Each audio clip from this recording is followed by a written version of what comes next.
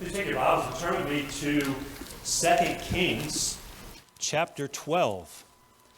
2 Kings chapter 12. If I could just set something of the context from a wider perspective of the biblical story. Essentially, God is working in his people Israel to make them a great nation. And the books of 1st and 2nd Samuel talk about the greatness of that nation founded by the rise of David, the great king. Really, in some respects, the model king of Israel. He begins just as a lowly shepherd boy, but through faith and courage, shows great confidence in God, and eventually supersedes the first king, Saul, who proved to be disloyal and stubborn against God. David is a man after God's own heart. And David aspires to build a place of worship, a central place of worship that would be a glorifying to God and would call all Israel together. But the Lord doesn't give him permission to actually build the place. We believe because God wants it to be a man of peace and David is a man of war.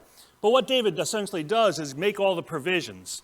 He defeats the enemies so that there's enough peace to save up money and to make plans and to have a huge construction project. So he wins peace, and he also wins great treasures. He plunders some of the enemies around him and stores up gold and silver. That's sufficient to begin building a project. So David then commissions his son Solomon to construct the temple, which Solomon does. And Solomon does so with wisdom and with skill. And Solomon's reign is a time of great prosperity and a time of everything just kind of clicking. It's kind of Israel's only golden age, the age where everything seems to go right. But it doesn't last long for a couple reasons. One is it does seem like Solomon lets the wealth go to his head, and he oppresses some of the people by forced labor, and that creates some resentment that leads to division. And then he also has a weakness for women, which he is, things he's famous for are his wisdom, but also his foolishness of many wives, and not just many wives, but many ungodly wives. And those wives lead his heart astray, and he begins to allow the construction of competing worship centers to other gods. And then after his reign, that strife comes to fruition where the kingdom divides in two over some of Solomon's policies that his followers take advantage of, and some of the opponents of his followers take advantage of. Split the kingdom into two, a northern kingdom and a southern kingdom. The southern kingdom has the advantage of having the son of David, the Davidic dynasty reigning, which God had promised David would always have a son forever to be reigning over his people. So it had that advantage, but it's smaller. The northern kingdom's larger and has more tribes, 10 tribes to just 2. But the northern kingdom has a disadvantage of never really having any godly kings. Their hearts are prone to all kinds of other worship. And so they have a series of kings that basically go from bad to worse until you get to kind of like the model anti-God king, Ahab, who has the wife Jezebel, who is something like the wickedest woman in the world at the time, who basically is the main leader of the family and leading the kingdom away. And so most of the stories in later parts of Kings and the first part of 2 Kings focus on the problem of these northern kings following after other gods. Well, it doesn't go very well for them, mainly just because of their own, they keep being assassinated. Their conspiracy leads to another conspiracy, which leads to another conspiracy. If you don't have any kind of stability in a kingdom, you can't prove your right to the throne, then it's up for grabs. And so it's kind of like that with one conspiracy against another, assassinating these kings. And so it's all they could do to maintain any kind of power. But God's judgment also falls upon them. So during that time, there's the ministry of the prophets, particularly Elijah and then his successor, Elisha, who prophesy against all this pagan worship and calling people back to the true worship. Well, during this time of the northern kings and the prophets, we kind of have lost track of what's happening in Jerusalem. But one thing we do find is that one of the kings of Judah, a son of David, actually marries one of the children of Ahab and Jezebel, of all things. Why would you do something like that? Well, they do it, and it leads to a great downfall. One of the principles that you kind of get in the stories of kings and all these historical books is that the natural progression is to fall away from God. It's a principle. And it's almost like what needs explaining why anybody ever sustains faith. It's like everybody falls away, and every now and then you get somebody faithful, and you're like, well, pay attention to them, that, they actually remain faithful. The natural progression, for whatever spiritual reasons, that's a natural inclination of the human heart away from faithfulness to God. Basically, they all have a tendency to fall away, given any amount of time or without some correcting effort. So what happens is God judges the northern kingdom by commissioning a new king, Jehu, who is a new dynasty. And Jehu basically purges all of the idolatrous worship, at least the Baal worship, out of the northern kingdom. And he's zealous for the Lord, and he brings judgment, and he's kind of a whirlwind of a figure. And so he does that in the northern kingdom. But there is this marriage in the southern kingdom where the son of David has married a daughter of Ahab and Jezebel, who is leading the southern kingdom in the same direction the northern kingdom had, away from God, towards the Baal worship. And God sends a judgment upon her. The king dies, and there's a queen who is promoting this false worship. And her name is Athaliah. And last time we studied how the high priest, together with an aunt, saves the life of one descendant of David. It all comes down, there's just one man left who is a descendant of David. And he is being threatened. They actually think he's dead, but a nurse and an aunt hide him and keep him from being stolen and kidnapped and murdered.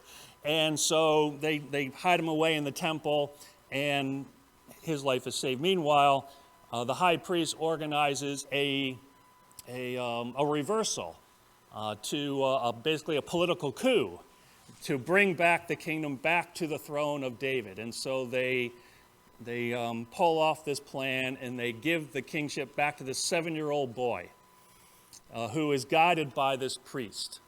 But there's been a lot of damage done. And so this 7-year-old boy becomes king, guided by the high priest that has the mission of restoring something of proper worship to God's people. I don't know if somebody can help me with technology, but either to flip on the back projection machine or get the TV working. I can't see what's behind me. My rear eyes are not working properly. So now we have this boy king who's a son of David back on the throne. But what's going to happen? There's been damage done in terms of worship, has been falling away from the true worship towards the Baals. And this son is going to bring the first of a series of revivals or restoration of true worship. We haven't heard hardly anything about the temple since Solomon finished it. Solomon had built this grand temple dedicated as a place of prayer, a place where Israel would bring their confessions, that they would get right with God at this place. And whenever there was trouble, they would come to the temple and pray, which, by the way, you realize that in Jerusalem, the Jews, or the Orthodox Jews, still do this.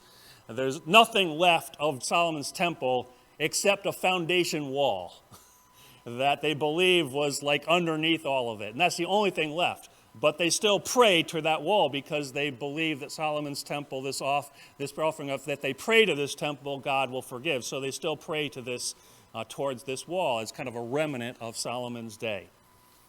So anyway, we haven't heard anything about it, and one reason is because it hasn't been important to anybody for a long time. It's fallen into disrepair. And this boy king, we're not sure how old he is when he starts, he enters a project to return the temple to its glory, return the temple to primary use, to restore it both spiritually and physically. Spiritually, it's run down, and physically, it's run down. Things wear out. If you own anything, you own a house, you realize you spend a pretty good time just rebuilding it all the time. Something's wearing out, and a big part of life is just, continually repairing it. And if you let something go for any time, the natural course of things, just like I said spiritually, the natural progression is for things to fall away. Well, physically, that happens too, and the temple's in disrepair. And this chapter 12, is about the restoration of the temple. In one respect, it's probably the least of the exciting chapters of 1st and 2nd Kings, because it's not only a building project, it's not even so much a building story, it's about financing it. Whenever you want to repair something, somebody's got to pay for it. And one of the reasons that things wear out is people can't afford to keep them up. They can't afford the cost of keeping it up. And so actually, strangely, this chapter is for the finance people.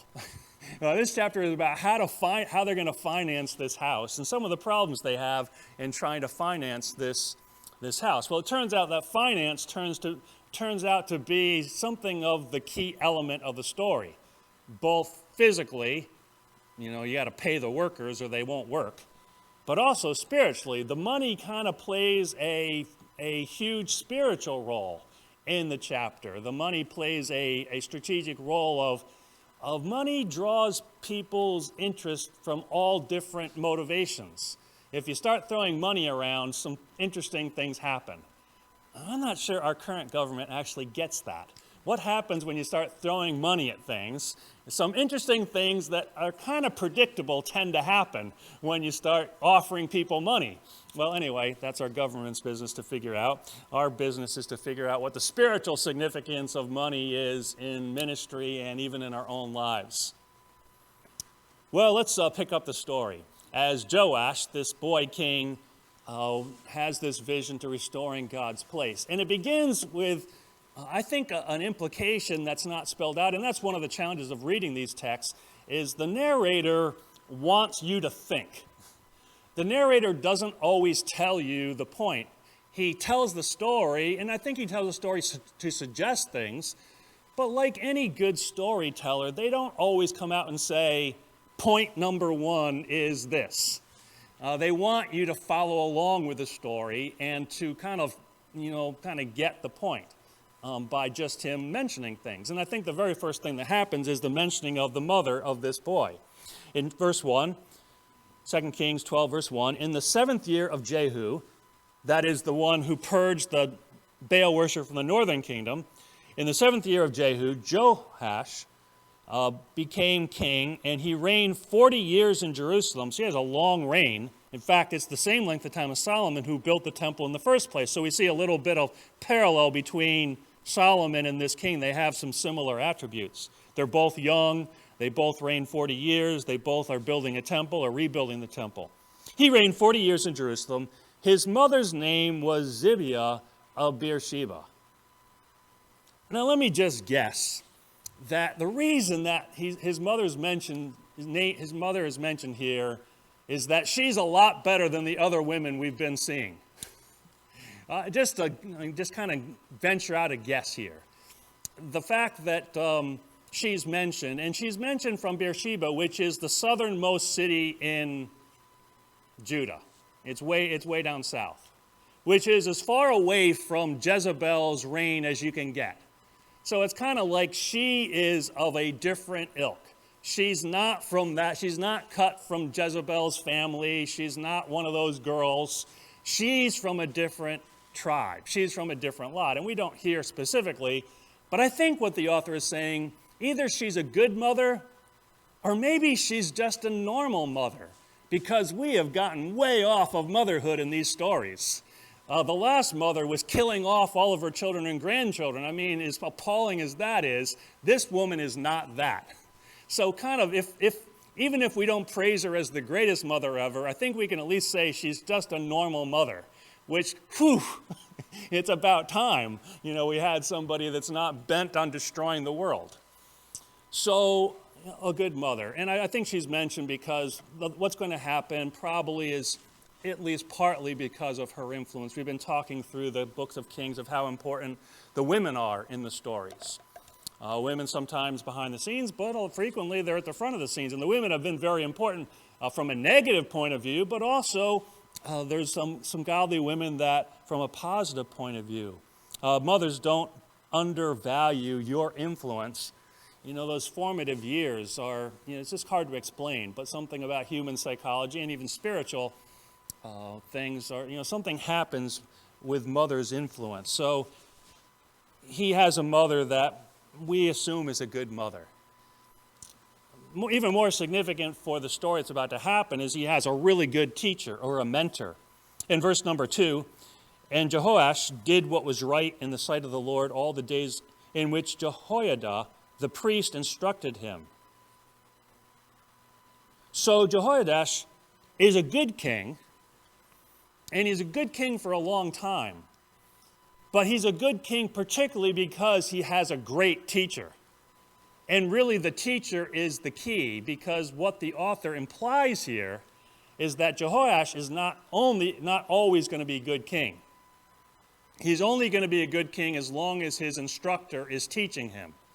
So he has a godly man behind him who at first helped orchestrate his ascension to the throne and the overthrow of Athaliah, the usurper of authority. And he now not only was the organizer of his taking the throne, but enables him to be a good king. Now this story is paralleled in the book of 2 Chronicles. And 2 Chronicles actually tells us some different details about this, some of which are kind of surprising, because when you read this, you're kind of surprised to hear some of the things that other recorded. But one of the things you learn about Jehoiada, this high priest, is that he instructs him in righteousness, but he also chooses his wives. Now, there's kind of good news and bad news. The bad news is the plural there, right? Wouldn't it be great if he chose a wife? But anyway, in this time, God seems to allow this polygamy to go on. It's never a good thing. God isn't necessarily approving of it, but he allows it. And he's waiting for a time that this could be purged. And my own suspicion is that this is basically the matter of kings, that most men, just do the math, right? There are not enough women around for all the men to have multiple wives. It's just it's the one thing that suggests monogamy, right? Is there's about the same number of men and women in the world. So you should have one each.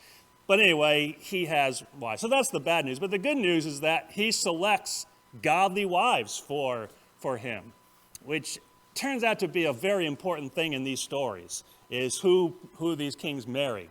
And so he instructs him in righteousness. He guides him into marrying well.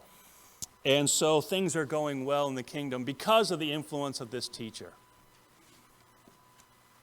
So Jehoash has in his heart a plan to restore the temple.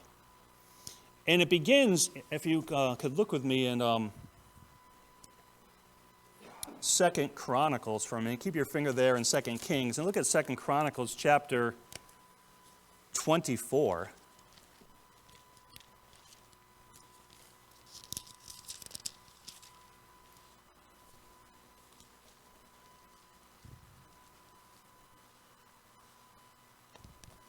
Where we hear the initial thought of Jehoash beginning to dream about restoring the temple. In verse 3 we read, and Jehoiada took 2 wives for him, and he had sons and daughters. Now it happened after this that Joash set his heart on repairing the house of the Lord. So we believe because of the influence of the priest, his heart is turned to the state of the temple, the house of the Lord, as this chapter likes to call it. By the way, if you just kind of read through these stories and kind of just notice repetition, you kind of get an emphasis on the main theme. The house of the Lord is used in every other verse. About half of the verses in 2 Kings chapter 12. And money is used in half of the verses. Those two things kind of just stand out as the main themes. So Joash begins to want to, and it begins by saying that the house of the Lord has been in disrepair. Now, if you look at 2 Chronicles chapter 24, again, if you're still there, notice one of the reasons why it's in disrepair. In verse number 7, for the sons of Athaliah, that is this godless queen, this promoter of Baal worship, for the sons of Athaliah, that wicked woman had broken into the house of God and had also presented all the dedicated things of the house of the Lord to the Baals. So this wicked woman and her children, her sons, had plundered God's house and sacrificed and promoted it all at Baal worship. Meanwhile, the house of the Lord is deteriorating and falling apart, and it's bankrupt. So he has a lot of work to do. There's no money, it's in disrepair, it needs a lot of work. So he sets his heart on restoring the Lord's house. Now turning back to 2 Kings 12, King Joash begins to plan, and notice how he plans in verse number 4. And Joash said to the priests, all the money of the dedicated gifts that are brought into the house of the Lord, each man's census money, each man's assessment money, and all the money that a man purposes in his heart to bring to the house of the Lord, let the priests take it themselves, each from his constituency, and let them repair the damages of the temple, and wherever any dilapidation is found. So what happens here is the king gets the priests together and says, I'm putting you in charge of this reconstruction project. And I know you're going to be excited about this because you're priests, and that's what the priests take care of the temple. And I know you're going to need money. What Kings doesn't tell us, that Chronicles does, is people hadn't been paying their tithes to the temple for a long time. So there's no money there, and whatever money that was there was plundered by the pagan queen and her children. So they haven't been collecting any money. There's no money available. So the first project is to raise money. And so Joash is like, well, this makes sense. Let's just go back to what Moses said. Moses said that you should pay a tithe to the temple once a year. And that tithe should be distributed to the priests. And so Joash says, we haven't been doing that, so I found the secret to finance. Just get back to tithing. And not only tithing, but people also have some extra money, and they love the Lord's work, and so they give free will. They give on top of their tithes. And so he says, people that want to do that, there's a lot of godly people in the land, and they're going to want to fund this. So priests, you collect from your various districts, collect your tithes, and we're going to have enough money to do this. So he puts the priests in charge of the project. He puts them in charge of arranging the funding and bringing in the tithes and putting it aside for the work. And so then finally he commits the work to their charge.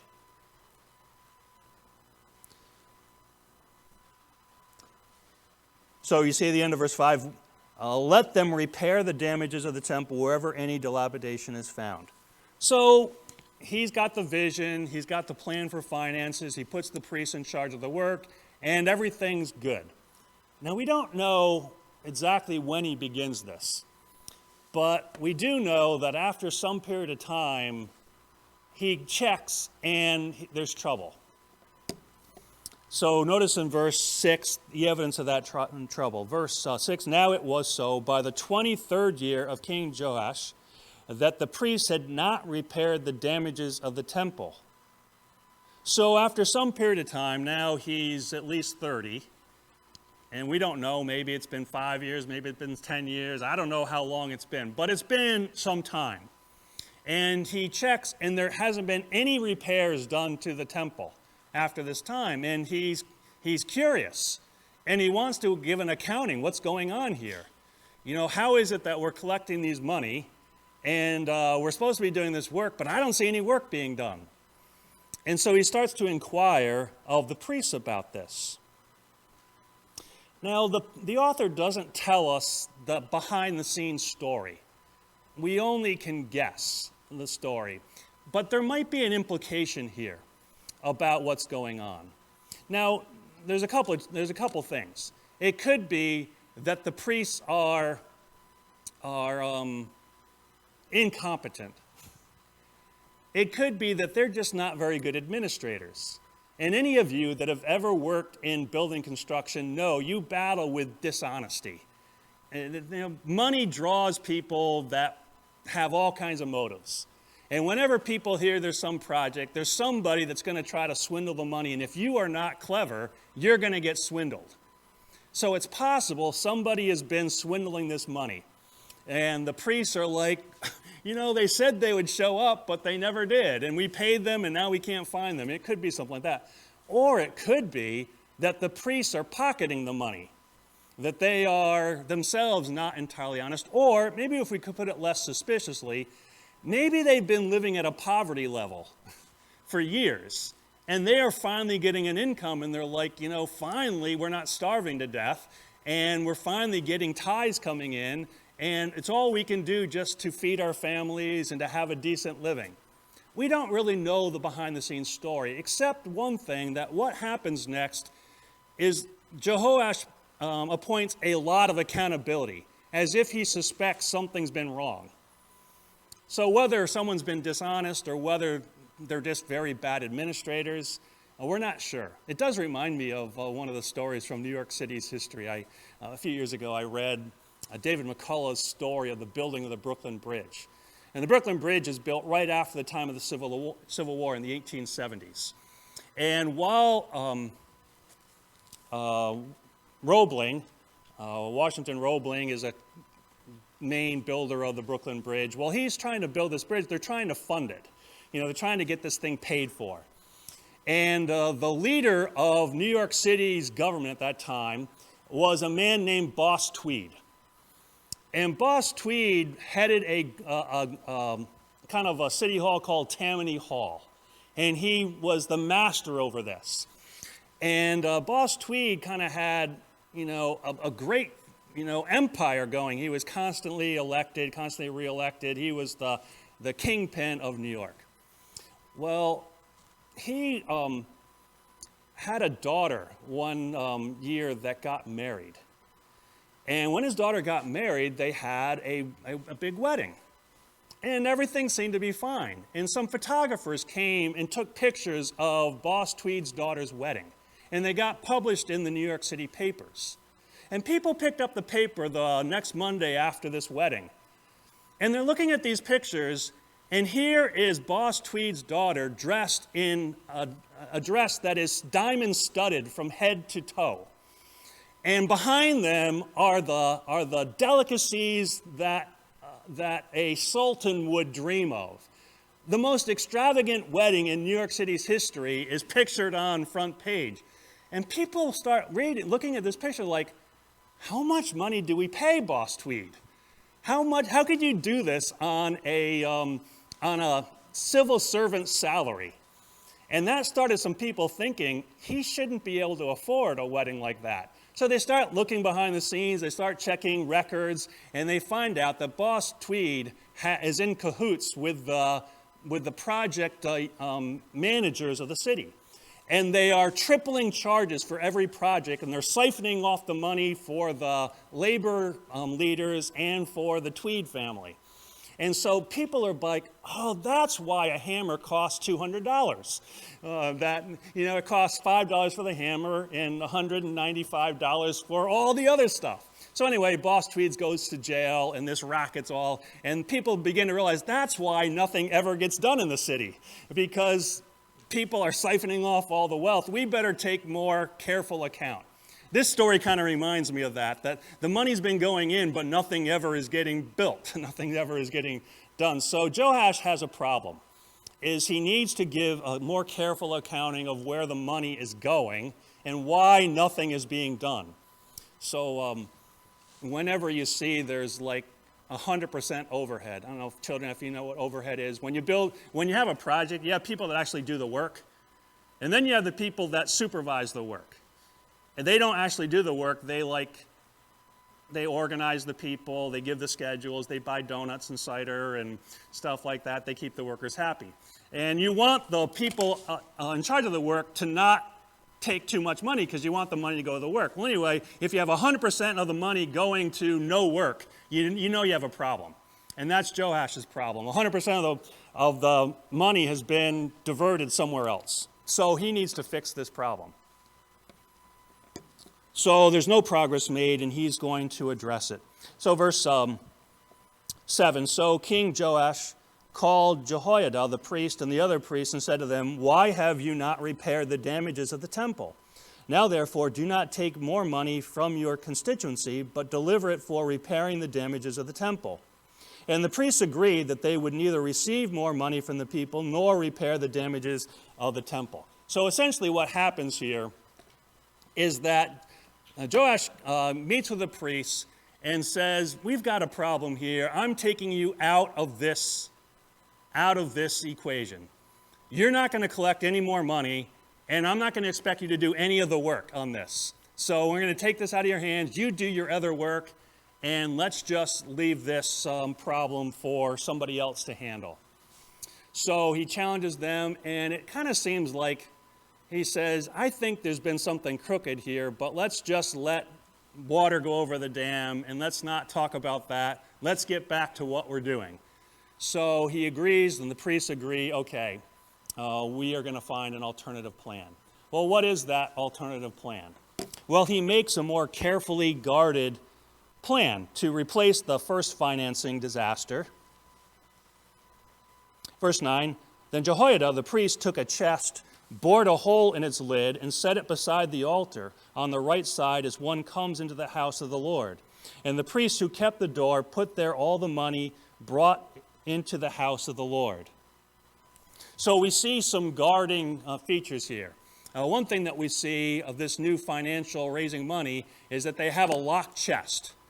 They have a receptacle that has a lid, and it's locked, and no one can get in it. And there's a hole big enough just at the top that you can drop your money in, but you can't put your hand in to get it back out.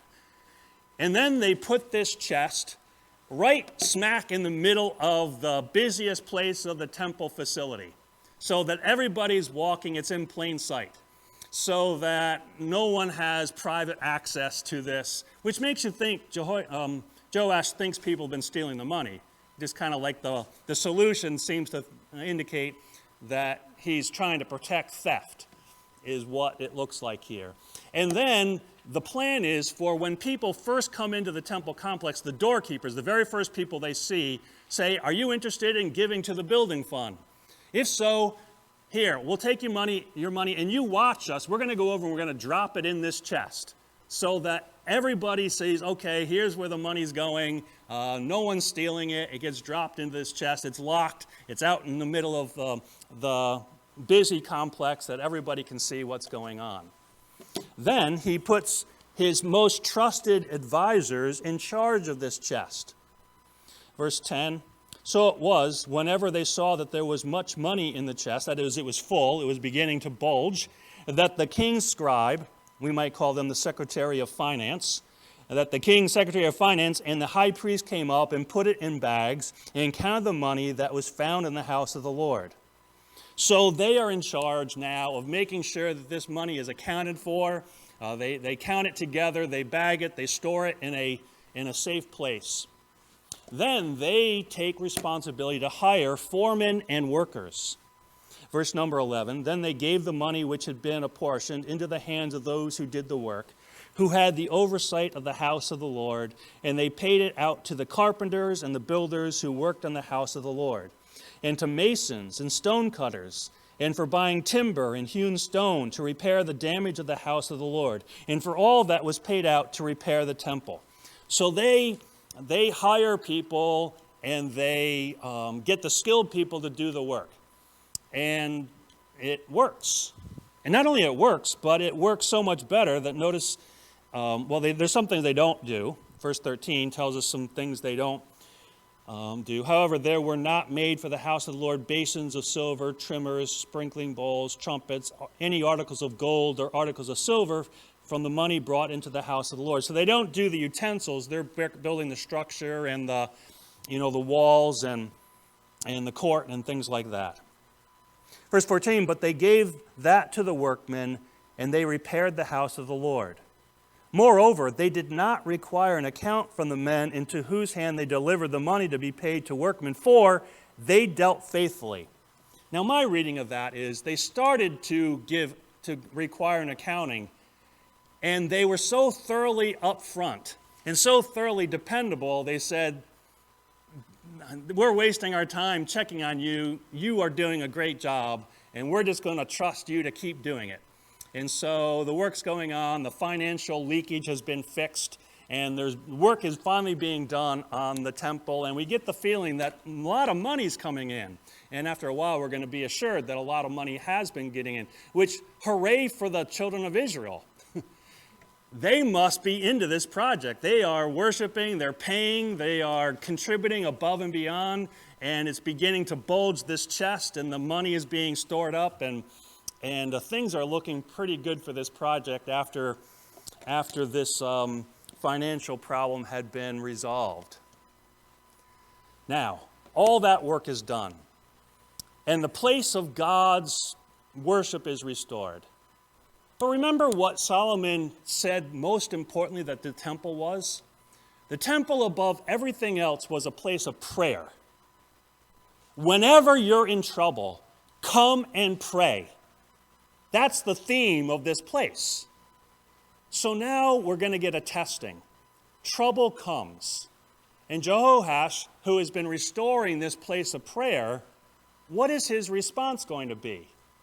How is he's now restored the worship center, and there's finances coming in, and the workers have done their job, and things are looking beautiful and spiffy and organized, and it's a place of productivity again. And now there's going to be a testing to see what will the king do when trouble comes. Well, trouble comes, as it always does, right? In verse number 17, Hazael, king of Syria, went up and fought against Gath and took it. Then Hazael set his face to go up to Jerusalem. So Syria's way up north, and the king of Syria is Hazael. And we know from other records that what's happened is he's come south and he's gone to the east of the Jordan River. And he's conquered what we call the Transjordan. Those areas to the east, not in Judah, but to the east he's conquered. And now he comes down and he's going to circle around and come back. He's going to come back up and he's going to threaten Judah and Jerusalem. And he's going to either plunder it, or, as we see, he's going to threaten Israel or the king of Judah to do what he wants them to do. What he wants is to become wealthy. That's why kings plunder in the ancient world. They want the money. And he takes Gath, which, historically speaking, just a little trivia, is that's where Goliath was from. Goliath was from Gath. It's south of Jerusalem, in a valley where Bethlehem is. It's near Bethlehem. And it's also a place where David hid out one time when Saul was chasing him and trying to kill him. So it had a little biblical history. But anyway, it's not far from Jerusalem. So Hazael's coming north, and he's threatening Jerusalem. So notice what the king of Judah does. And Joash, king of Judah, took all the sacred things that his fathers, Jehoshaphat and Jehoram, and Ahaziah, kings of Judah, had dedicated, and his own sacred things, and all the gold found in the treasuries of the house of the Lord, and in the king's house, and sent them to Hazael, king of Syria. So he says, I am under threat. This king is going to destroy me. And the only thing I can think to do is take all of the money I have and send it to him and say, don't attack me, and I'll just give you this money. Then we don't have to lose any men, you don't have to lose any men, and we can go away as friends.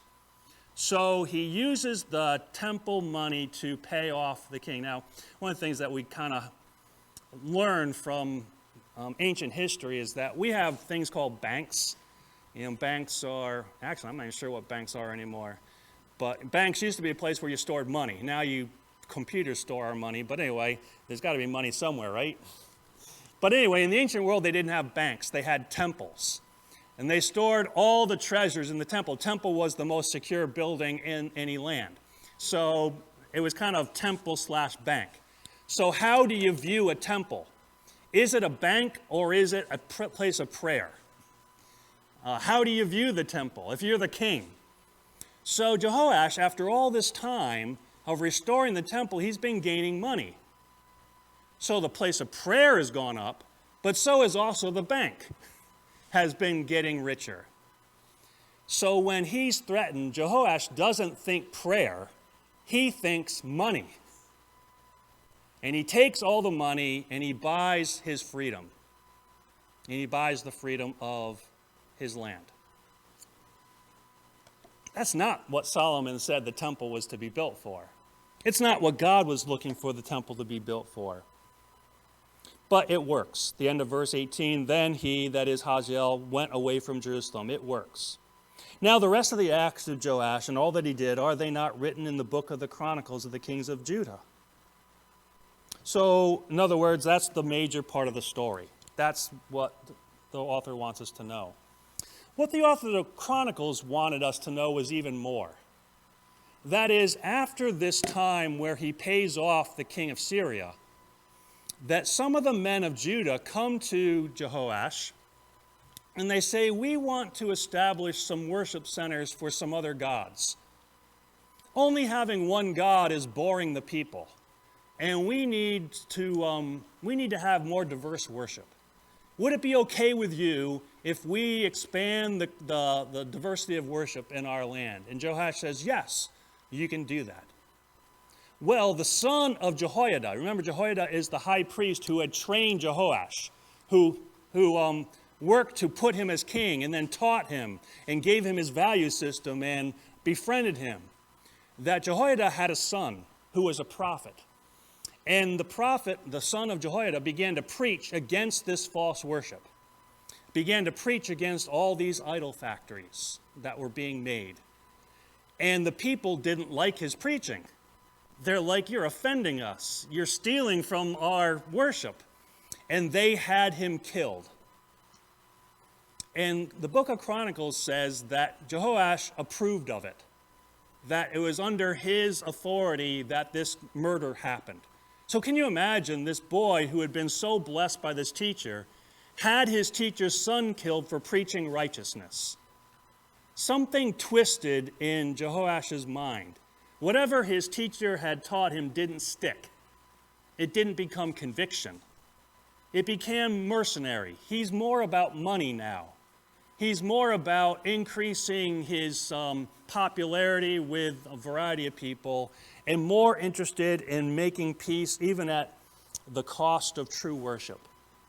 So he steals from God's restored place, and then he betrays the Lord by allowing idolatry to take place and allowing for his mentor's son to be killed for preaching righteousness.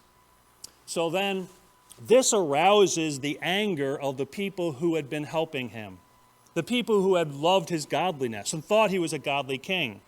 So the book of Kings actually records this, verse 20, and his servants arose and formed a conspiracy and killed Joash in the house of Milo, which goes down to Silo.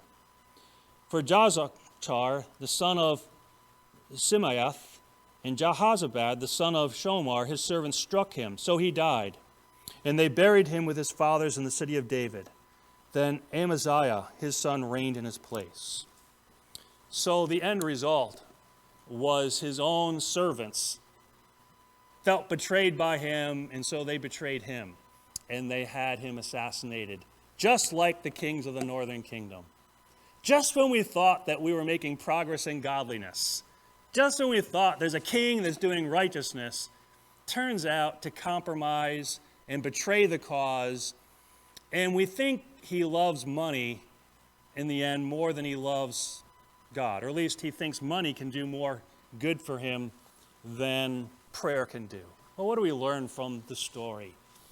Well, we really ought to seek to honor God and worship. What Jehoash does with restoring the temple is godly. We ought to be people promoting worship. We ought to give ourselves, whatever age, to the promotion of worship, to the caring of God's people, going to him in prayer. Sometimes that requires money. Sometimes it requires spackling. Sometimes it requires mops. Sometimes it requires hammers. Sometimes it requires Bible study books. Sometimes it requires personal instruction. But we ought to engage in the restoration of true worship. It's the most valuable thing that we have. We ought to expect children to participate, to be taught and to be instructed. Joash here is a boy king, and he does well under instruction, but he doesn't seem to examine his heart. And children, I would urge you to examine your heart, to see where your faith lies, to see where your belief lies. How many children are taught well and with earnest teachers, earnest parents, earnest Awana workers or youth workers, and they pour themselves in, and then when those youth workers or parents or teachers aren't there, sometimes the hearts of the children are easily bent and gone astray in another direction. Joash seems to be that kind of person. His godliness does not survive his teacher's death. He never personalizes it. Children, young people, all of us, examine your hearts. Are you convinced? Are you under conviction of how important it is that we follow in the right ways and not allow the temptations of the world or power or money or the sensuality of pagan worship to draw us away from God like happened to this king? I believe one of the implications of this text is that we can never guard ourselves too much against the powers of darkness. And one of the most effective powers of darkness are money or wealth. Paul says that the love of money is the root of all kinds of evil. And you see it here in the story. Apparently the priests are corrupted by it. Maybe they think they're justified. We're not quite sure. We just know the biblical author isn't pleased with what they're doing. The king's not pleased with what they're doing. Money is a temptation. We need to guard against the love of money. In many respects, money and God are in competition because they both offer the same thing. God, you can go to God to seek your heart's desire, or you can go to money to get your heart's desire. Which one will we go to? We need to guard ourselves against the love of money. We need to check faithfulness, personally check faithfulness as a church, as an institution, to check faithfulness, to realize that the temptations towards dishonesty are strong. And King Joash here realizes that people have been compromised. There needs to be more accountability. There needs to be more checking. And so he institutes a system saying, we're going to check to verify. And then he finds people that are approved, and hooray, but he did check. And we ought to be careful. I know our own church has worked hard at being sure that the money that you work hard to get and that you contribute, that we be sure it goes to the Lord's work. It doesn't get siphoned off for someone's personal interest. And we try to work hard at being accountable to each other. And, of course, to the world. The world just loves scandals like that. Anytime God's people are found out to these, the world scoffs and chuckles and say, that's why, I'm not part of that. So we ought to be faithful in terms of finances in every way. We ought to be faithful and devoted to God in all our work, whether we are priests doing what priests do, or the masons doing what masons do, or the carpenters, or the prayer leaders, or whatever it is. We ought to be faithful to God.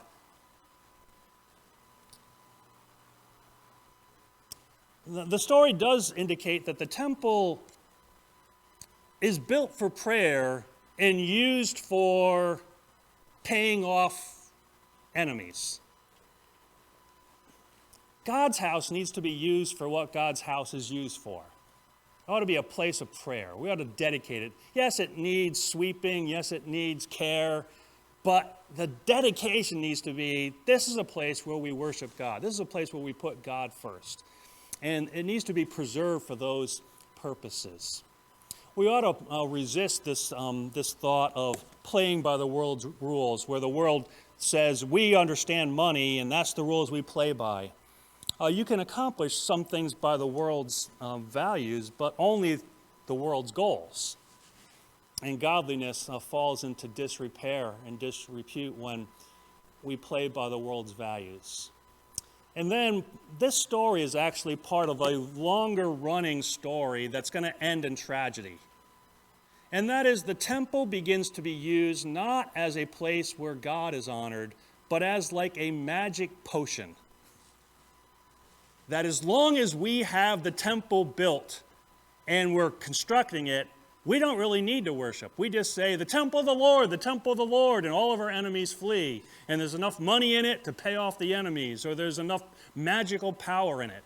So this story is actually part of a number of stories that are going to happen where God's people trust the temple as if it's a magic talisman, that we just say it, the temple, or we just pass through it, and all of a sudden we are sanctified. What happens in church is only as valid as what happens in our hearts. What happens in our conscience? The mere formality of passing through church might do as much good for Satan as it does for God if our hearts aren't changed. And this story provokes us to think, what were those priests doing? What was Joash thinking was going to happen in the temple? What happens here is that God is not honored in the hearts. He's only honored in the building as a piece of magic potion. That's not God. He demands to be respected as a person, as a God who demands our loyalty and respect. And true worship, as we mentioned this morning, our prayer as if he's a person, a friend that we go to for our longings, our cares, that we really believe in him and don't let mere formalities of checking off the box, I went to church, I passed through the doors, I sat in the seat, I sang a few songs, and aren't changed in heart. May God change our hearts. And then to realize that everything can be turned into an idol, including a priesthood, including a pastoral ministry, including a Sunday school class, including the holy things of God. Anything can become an idol if God is not at the heart of it. That God gets pushed to the side and the stuff we like becomes prominent and actually takes God's place. So we ought to be careful that we don't let the treasures of God's holy things become a substitute for God himself. Well, we are going to turn our focus to remembering the Lord's death and his fellowship with us. And so if we could draw your attention to the Lord's table at this time, I'm going to come down and finish our service from down front.